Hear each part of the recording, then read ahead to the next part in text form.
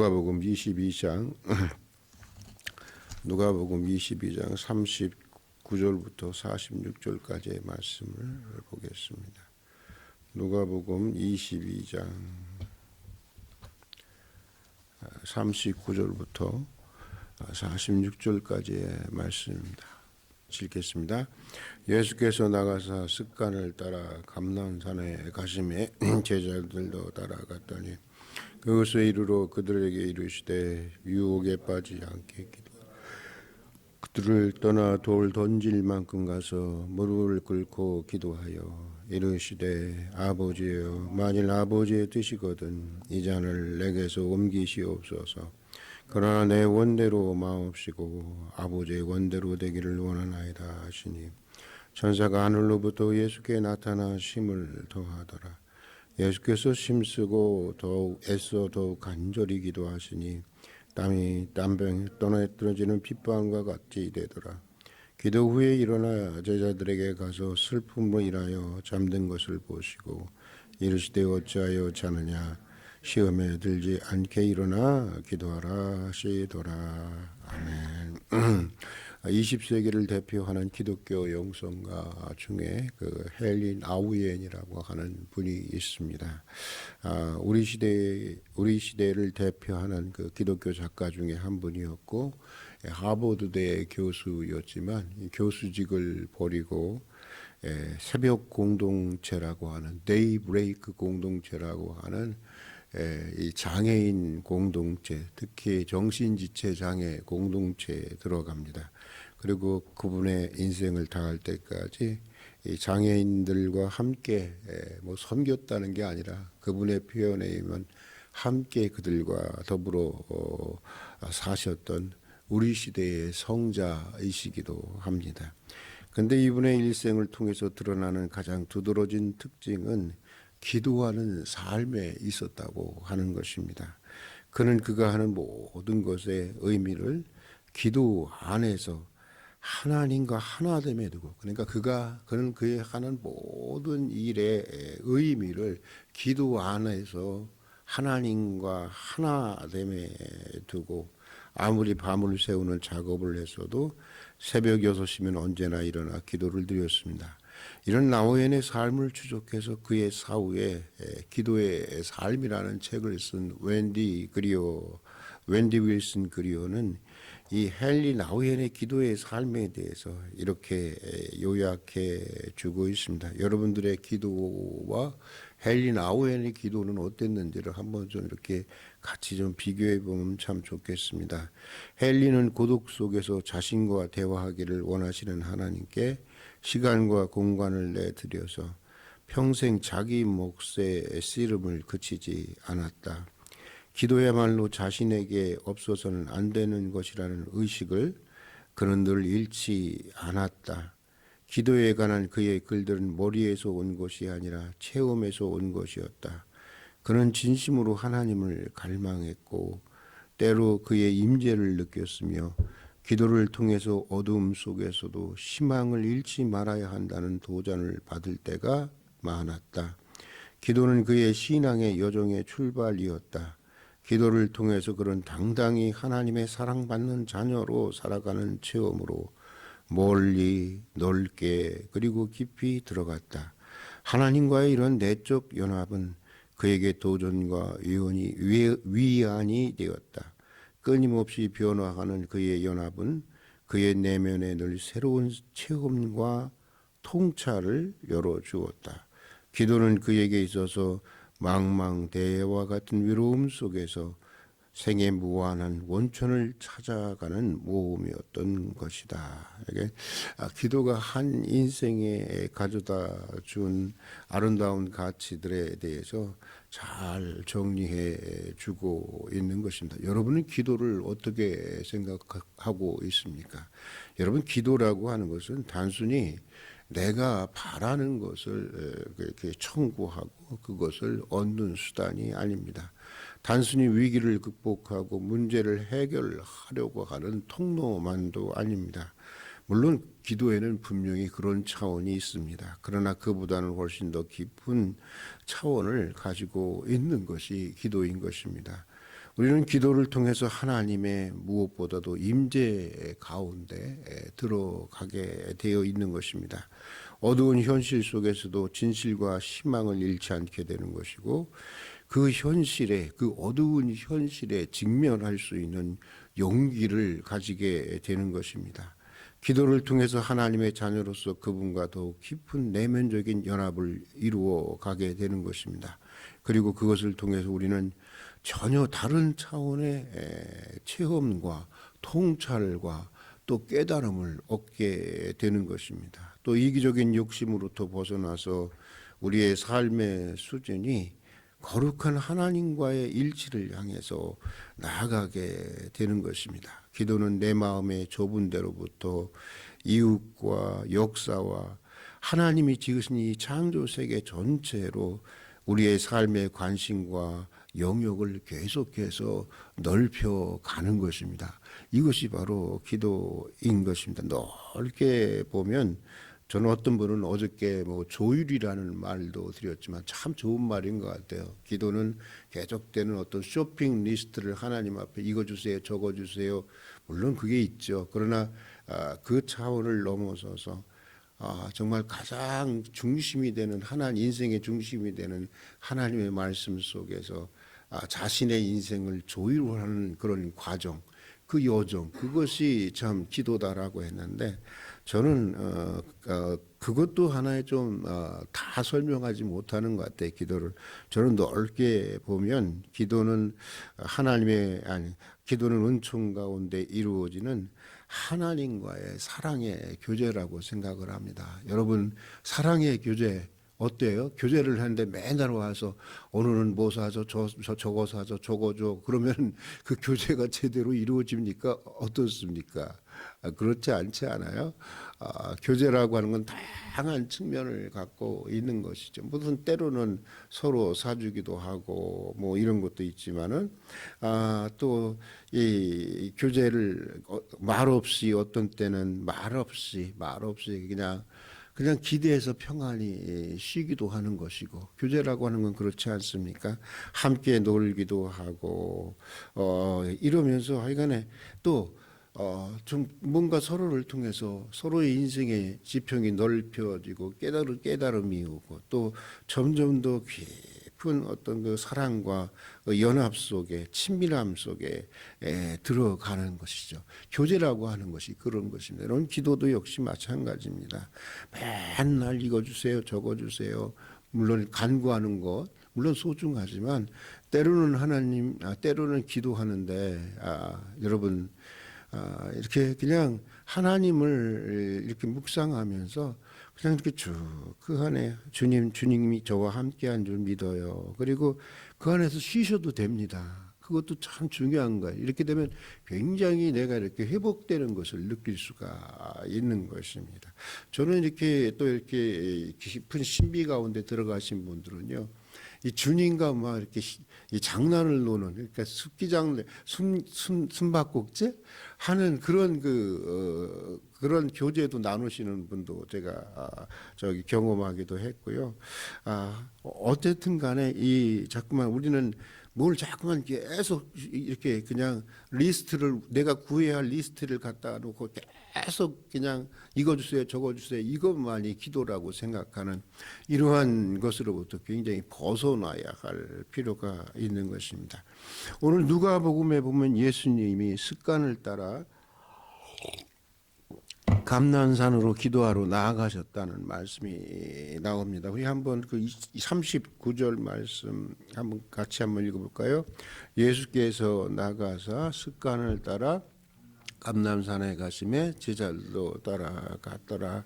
그러니까 성경에서 예수님의 습관에 대해서 말하고 있는 유일한 구절입니다. 그러니까 그만큼 예수님의 인생에서 가장 두드러진 특징은 뭐였다는 거예요? 삶의 특징은 바로 기도였다고 하는 것을 얘기하고 있는 것입니다. 주님에게 기도는 특별한 때에 하는 행위가 아니었습니다. 문제가 있을 때 행하는 행위가 아니었습니다. 일상적인 삶이었고 그냥 가장 그의 중요한 그런 습관이었다고 하는 것입니다. 오늘 본문에서 최후의 만찬을 마친 후에 이제 제자들과 함께 이 감람산으로 가신 것은 예수님께서 십자가라가는 위기에 직면해서 그 문제를 해결을 하러 기도하러 가신 것이 아니라고 하는 것입니다. 이게 중요한 거예요. 늘 하시던 대로 습관을 따라서 그날 밤도 밤을 지새워서 기도하시기 위해 감람산에 가셨다고 하는 것입니다. 그러고 보면 예수님에게 있어서 기도라고 하는 것은 그냥 그의 삶이었고 어쩌면 호흡과 같은 것이었고 그가 존재하고 살아가는 하나의 방식이었다고 하는 것을 말해주고 있는 것입니다. 복음서를 보면 예수님은 늘 기도와 함께 사셨습니다. 그리고 늘 기도를 통해서 일하셨던 분이셨습니다. 그리스도로서의 그의 공적인 생애는 광야의 40일 금식 기도를 통해서 이제 시작하게 되는데, 그리고 제자들을 세우기에 앞서 그는 밤을 새워 기도합니다. 하루 종일 복음을 전하다가 지쳤는데 다음 날 이르는 새벽 그는 한적 곳에 가서 기도를 합니다. 기도로 한날의 스케줄을 결정하고, 여러분 어떠세요? 이 기도 시간에 한날의 스케줄을 결정해 보십시오. 기도하면 중요해. 한날의 스케줄을 결정하고 기도를 통해서 병자들을 고치고, 기도로 사탄을 내어쫓고, 기도로 오병이어의 기적을 일으키고, 기도로 죽은 사람을 살려내십니다. 십자가를 지시기 전날 밤에도 땀방울이 핏방울이 되기까지 기도를 합니다. 그리고 십자가에서도 내가 다 이루었다, 아버지여 내 영혼을 아버지 손에 부탁하나이다 라는 그 십자가 상에서조차 기도와 함께 숨을 거둡니다. 기도와 함께 숨을 거둡니다. 처음도 과정도 마지막도 다 예수의 삶에서 드러나는 가장 두드러진 특징은 기도였다고 하는 것을 보여주고 있는 것입니다. 기독교 2000년 역사 가운데 기도에 관한 가장 영감 있는 저서를 남겼던 E.M. 바운즈라고 하는 목사님이 계신데요. 그분은 성경을 살피고 2000년 교회사를 연구하면서, 그리고 이분은 무엇보다 아주 깊은 기도의 사람이었습니다. 그분이 이런 결론을 내렸습니다. 모든 하나님의 사람들의 승리에는, 한번 따라서 한번 하면 좋겠네. 모든 하나님의 사람들의 승리에는 그 승리에 앞서 먼저 기도의 승리가 있었고, 모든 하나님의 사람들의 실패에는 그 실패에 앞서 기도의 실패가 있었다. 물론 이 승리는 영적인 승리를 말하는 것이고 실패는 영적인 실패를 말하는 것입니다. 무엇보다도 예수님의 12 제자들의 배신과 예수 그리스도의 십자가의 승리가 그것을 우리에게 말해주고 있습니다. 예수님이 체포되고 십자가에 달릴 때 예수님의 12 제자들은 모두 예수님을 배신하고 주님을 따르는 일에 실패하고 맙니다. 그러나 성경을 자세히 읽어보면 그들은 그 실패 이전에 먼저 감난산에서 기도의 실패가 있었다고 하는 것을 보여주고 있습니다. 예수님은 자신이 체포되기 직전 제자들에게 사단이 밀 까부르듯 너희를 무너뜨리려고 하니까 시험에 들지 않도록 기도해야 한다고 말씀하시지 않았습니까? 하지만 그들은 주님의 말씀을 진지하게 받아들이지 않았습니다. 그래서 한시 동안도 깨어서 기도할 수 없었다는 것입니다. 모두 골아떨어지고 말았습니다. 그리고 그런 기도의 실패는 결국 십자가 앞에서 배신이라는 영적인 실패로 이어지게 되었던 것입니다. 그러나 예수님은 한밤을 지새우며 기도하셨습니다.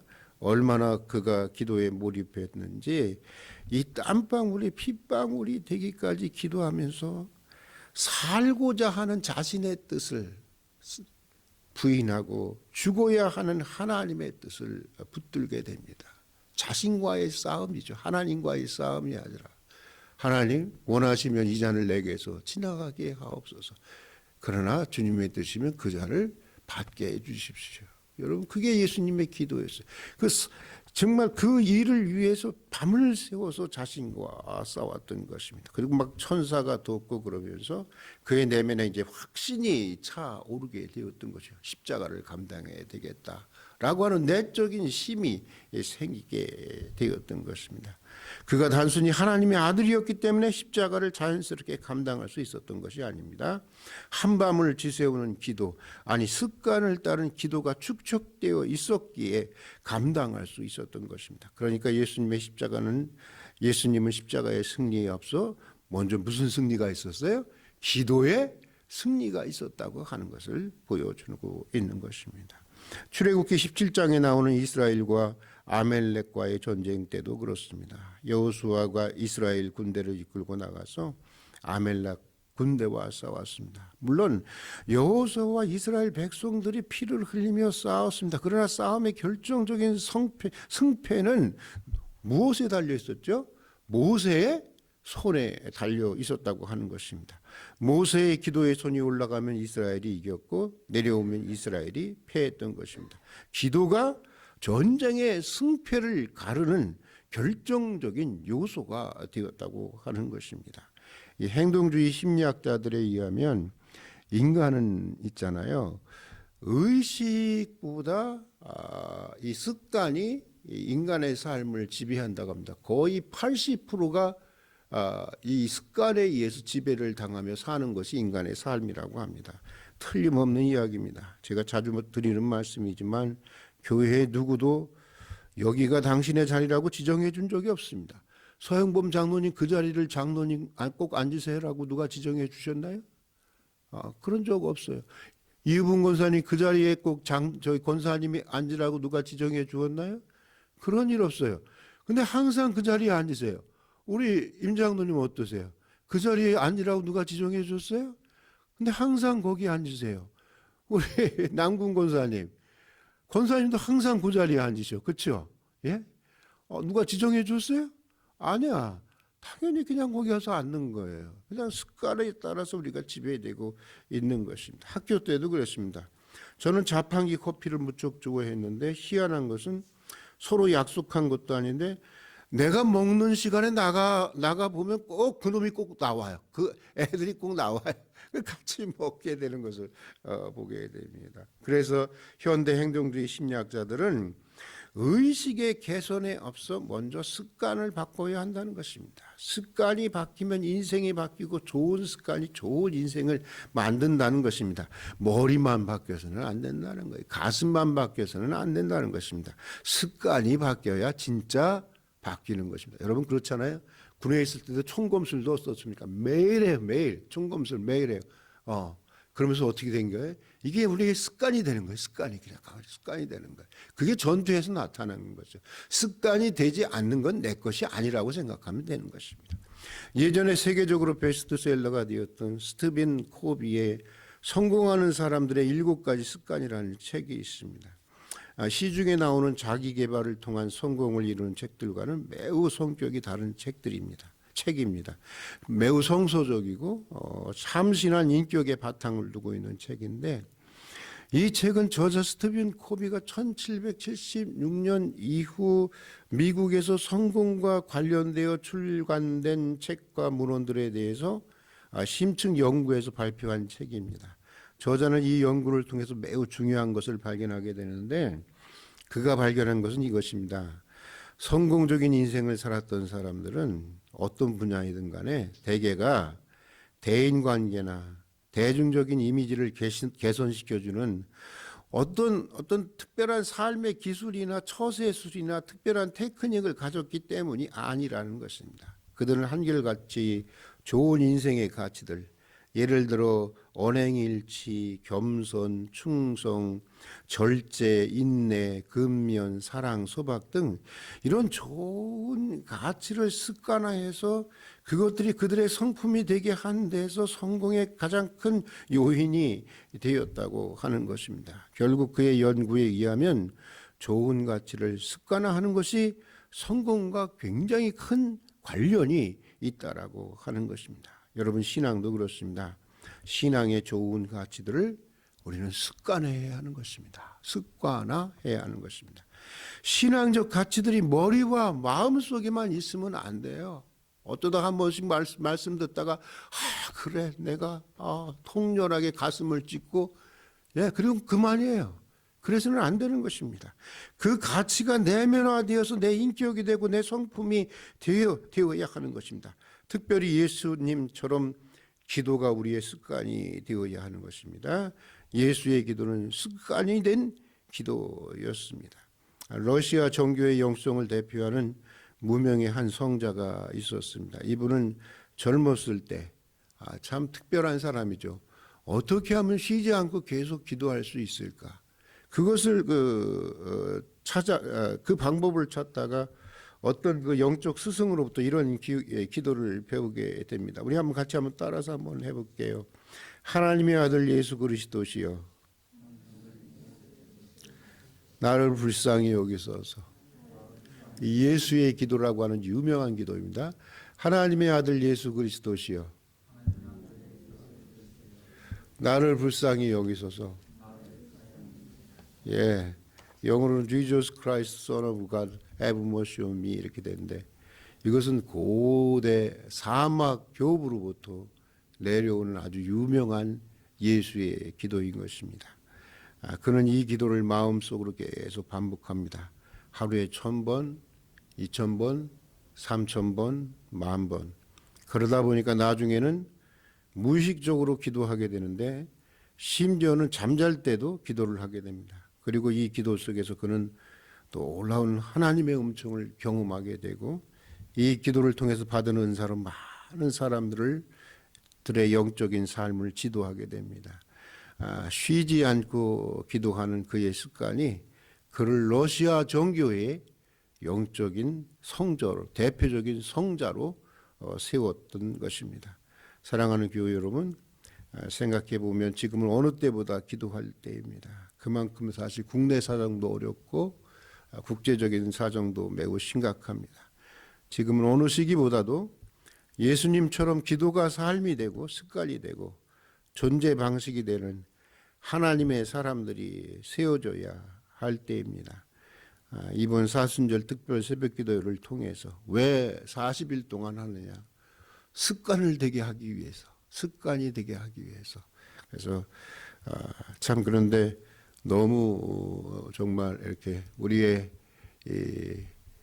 이 사순절 새벽기도회가 정말 많은 사람들에게 기도가 습관이 되게 하는, 성도들에게 습관이 되게 하는 기회가 되어야 할 텐데 그러지 못하고 있는 것이 참 안타깝습니다. 참 기도할 때 우리 인생이 하나님의 정말 주님처럼 기도가 습관이 되고 기도의 세계로 더 멀리, 더 넓게, 더 깊이 나아가는 사순절 특별 새벽기도회가 될 수 있기를 축복합니다.